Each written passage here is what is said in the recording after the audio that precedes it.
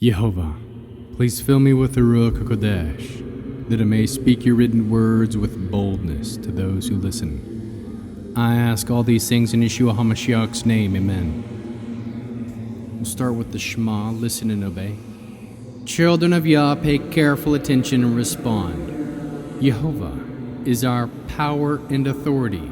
Yehovah works in unity with himself, and you shall act upon your love to Yehovah with your power and authority, with your thoughts in mind, with your entire body, and with all the muchness that you have. James chapter 3. Not many of you should become teachers, my brothers, since you know that we will be judged more severely. For we all stumble in many ways. If someone does not stumble in what he says, he is a mature man who can bridle his whole body. If we put a bit into a horse's mouth to make it obey us, we control its whole body as well. And think of a ship. Although it is huge and is driven by strong winds, yet the pilot can steer it wherever he wants with just a small rudder. So too the tongue is a tiny part of the body, yet it boasts great things. See how a little fire sets a whole forest ablaze? Yes, the tongue is a fire, a world of wickedness.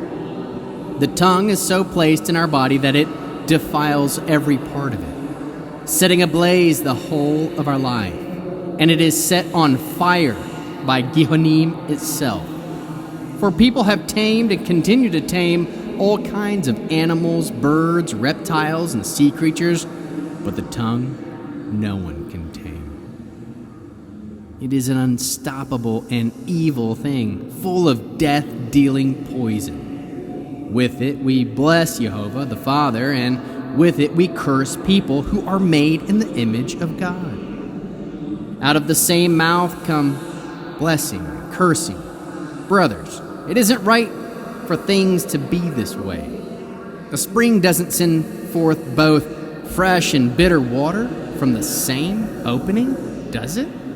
Can a fig tree yield olives, my brothers? Or a grapevine, figs? Neither does salt water produce fresh. Who among you is wise and understanding? Let him demonstrate it by his good way of life, by actions done in humility that grows out of wisdom. But if you harbor in your hearts bitter jealousy and selfish ambition, don't boast and attack the truth with lies. This wisdom is not the kind that comes from above. On the contrary, it is worldly, unspiritual, and demonic.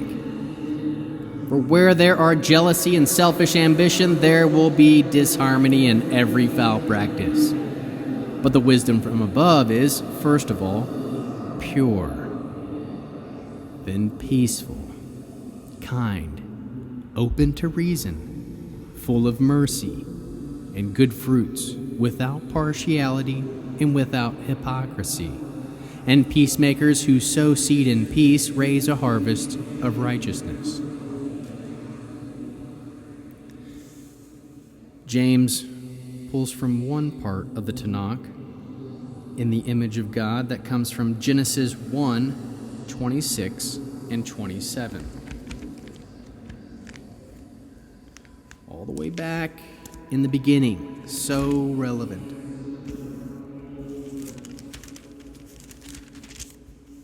Then God said, "Let us make humankind in our image, in the likeness of ourselves, and let them rule over the fish in the sea, the birds in the air, and the animals, and over all the earth, and over every crawling creature that crawls on the earth."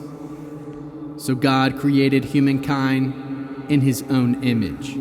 In the image of God he created him, male and female he created them.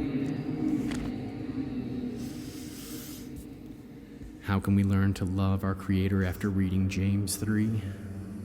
We can be cautious when becoming a teacher. Know that you will be held to a higher standard and judged more severely.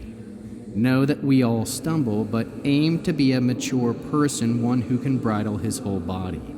Know that James gives us a clue to be able to do this. The clue is in the control of your tongue. Take time to focus on and listen to what your tongue produces.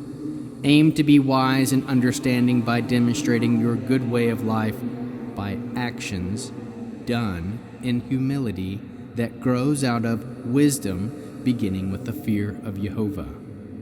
Wisdom from above is pure, peaceful, kind, open to reason, full of mercy, full of good fruits, fair, honesty.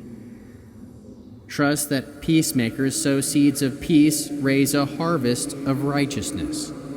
How can we love others as Yeshua loves us? We can share with others that actions done in humility grows out of wisdom. Produce spiritual fruit, love, joy, peace, patience, kindness, goodness, faithfulness, humility, and self-control. And how can we bear one another's burdens? We can sow seeds of peace with others, leading to a harvest of righteousness. In this Friday night Shabbat, with an Aaronic blessing. Jehovah will kneel before you presenting gifts, and he will guard you with a hedge of protection. Jehovah will illuminate the wholeness of his being towards you, bringing order, and he will provide you with love, sustenance, and friendship. Jehovah will lift up the wholeness of his being and look upon you and will set in place all you need to be whole and complete. Amen. Shabbat Shalom.